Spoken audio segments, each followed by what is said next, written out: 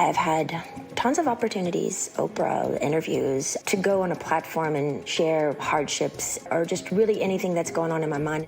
A story worth millions. I don't want any of it. For me, it's beyond a sit-down, proper interview. The pop star quietly uploading a voice recording to YouTube during today's VMA's red carpet, sharing intimate details of trauma and abuse under the conservatorship of her father, Jamie Spears. I remember the first day he said, "I'm Britney Spears and I'm calling the shots."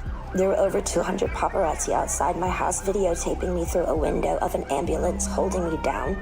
How did they get away with it, and what the did I do to deserve that? And while Britney existed in a cage built by her own father, the outside world slowly broke through.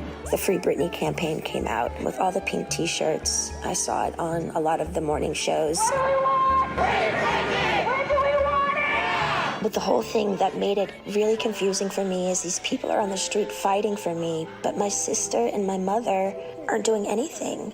And now, finally free and fearless, Britney's using her voice to send a message of hope. If you're a weird, introvert, oddball like me, who feels alone a lot of the time, and you needed to hear a story like this today so you don't feel alone, know this: my life has been far from easy, and you're not alone.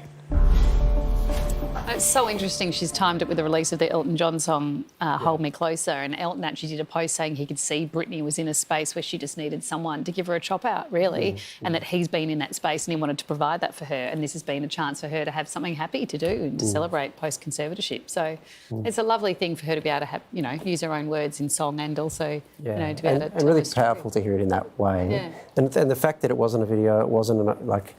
I'm kind of glad she didn't do the Oprah interview, because that becomes its own entertainment event. That just feels so much rawer, and it leaves you with so many questions. Like, so sad. How I'd actually like to see a sit-down interview with her. But maybe not with Oprah, but with She somebody. probably wouldn't trust anybody. Why would you trust anybody? True. Like, you're talking about someone that she spoke up at a dance rehearsal in Vegas because she didn't like one of the dance moves. The next day she was put in rehab. Like, her world is just so, you know, foreign to anything that would be appropriate behaviour. It must be so hard to know who's, you know. And I would love to know how the conservatorship got in there. How did a court accept it, given the way it ended? That's the bit that doesn't add up for me.